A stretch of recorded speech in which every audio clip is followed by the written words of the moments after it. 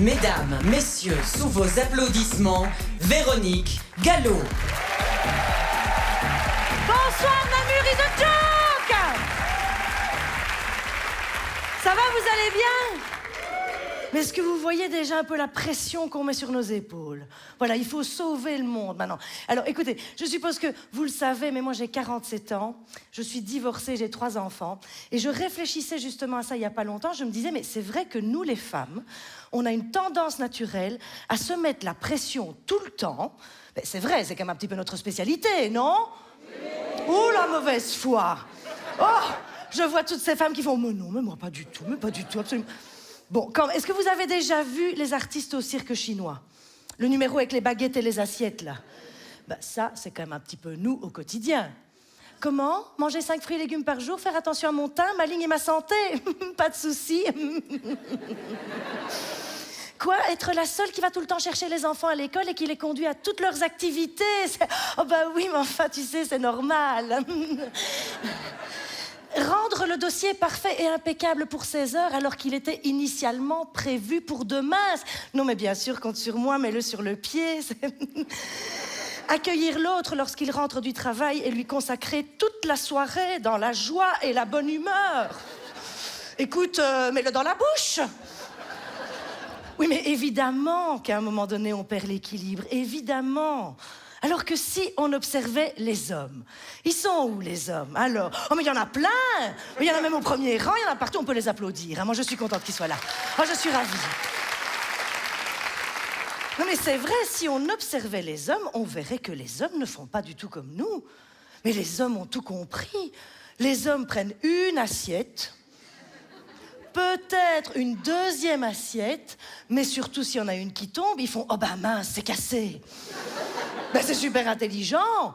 C'est pour ça que je me suis dit, à 47 ans, je vais prendre exemple sur les hommes, je vais me détendre un peu et je vais profiter. Mais alors profiter de cet âge extraordinaire à tous les niveaux.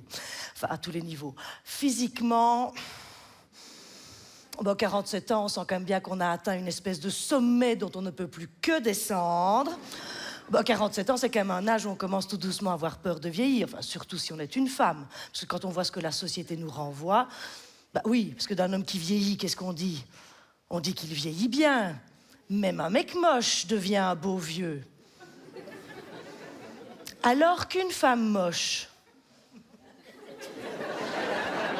elle reste moche.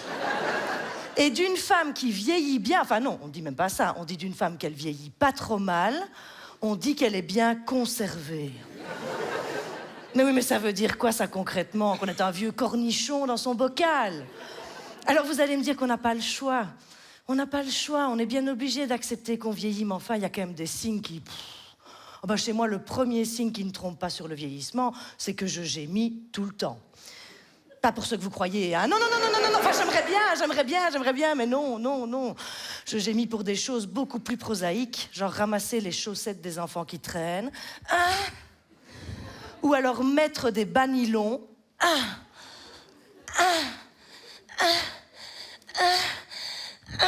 j'ai tout donné sur la première jambe. Je suis pas sûre que je vais mettre la deuxième.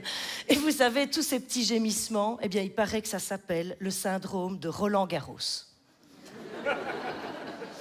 C'est Moïse qui m'a dit ça. Oui, pardon, Moïse, c'est le surnom de mon grand. Hein. C'est parce que pour la petite histoire, en fait, quand il est né, j'ai d'abord fissuré ma poche des os.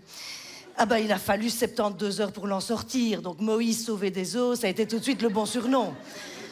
Et puis ne nous leurrons pas. Premier accouchement, il m'a quand même un petit peu fendu en deux, comme la mer Rouge.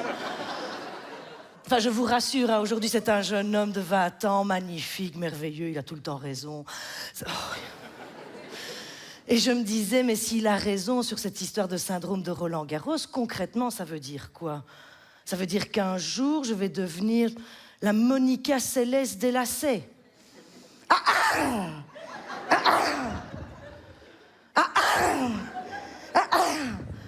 Oui, mais dites, ça fait peur.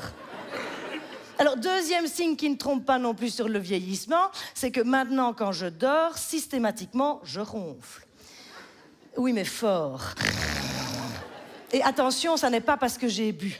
Non, ça je le sais parce qu'on m'a déjà filmé et en fait quand j'ai bu, je ronfle et je bave. Je vais pas vous le faire maintenant.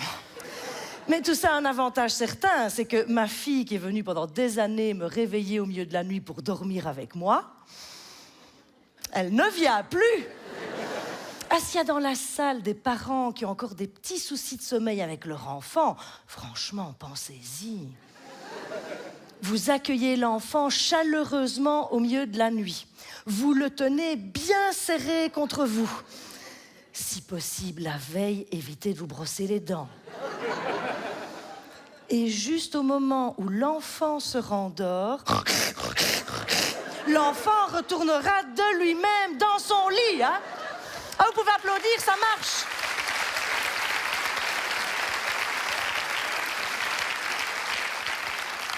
Alors, troisième signe qui ne trompe pas non plus sur le vieillissement, Newton. Ah ben, il y a tout qui pend. Oh. Ah ben oui, mais enfin, 47 ans, c'est quand même un peu l'entrée dans l'âge du charpé. Ah ben, je ne suis encore qu'un chiot charpé, mais ça y est, c'est enclenché. Et Dieu merci qu'on est sorti de la mode des pantalons taille basse. Moi, j'avais toujours l'impression d'être un soufflé qui a trop monté. Et notez que les pantalons taille haute ne sont pas mieux. Hein. Je m'en suis offert un dernièrement. Debout, c'est génial. Oh, c'est super confortable, on est bien dedans, c'est agréable. Mais alors, une fois qu'on s'assied... À moi, vous me mettez 2 tresses, une grosse moustache et un menhir...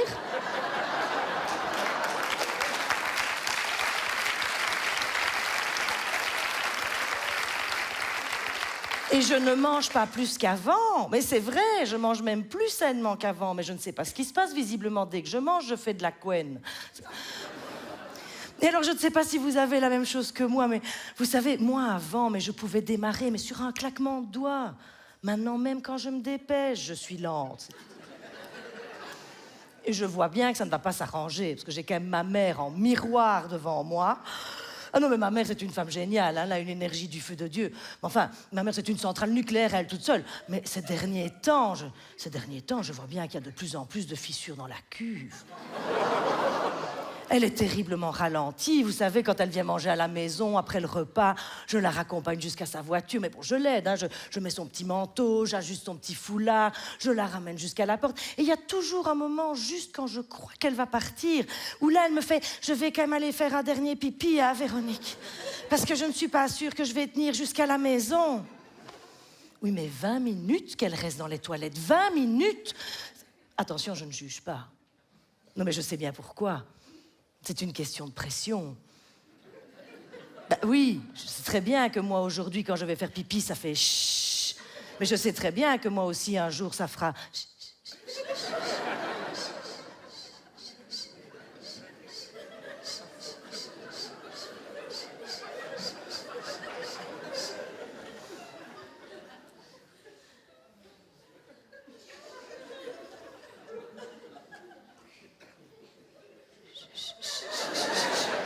Oui, mais ça ne doit pas être facile à vivre non plus. Mais vous savez, mais même dans mon cas, déjà maintenant, tous mes préparatifs prennent plus de temps qu'avant. Même des bêtes trucs. Si je sors de ma voiture, par exemple, je dois systématiquement remonter mon pantalon. Oh, c'est d'une élégance. Et alors, je dois très souvent remettre mes seins dans mon soutien-gorge. Mais oui, mais vous avez ça aussi. Ah, voilà. Mais non, mais c'est normal. Enfin, c'est évident. Enfin, je veux dire, de toute façon, ce fabuleux 3-mâts que nous avons été, dont les 2 figures de proue pointaient fièrement vers l'horizon. On voit bien que régulièrement, une des figures de proue a le regard qui se détourne. Et je sais très bien qu'un jour, mes 2 figures de proue regarderont honteusement vers les flots. Et alors, si j'ai un rendez-vous galant, ah ben ça, quand le bateau est resté longuement en cale sèche, c'est parfois de plus en plus difficile de le mouiller à nouveau.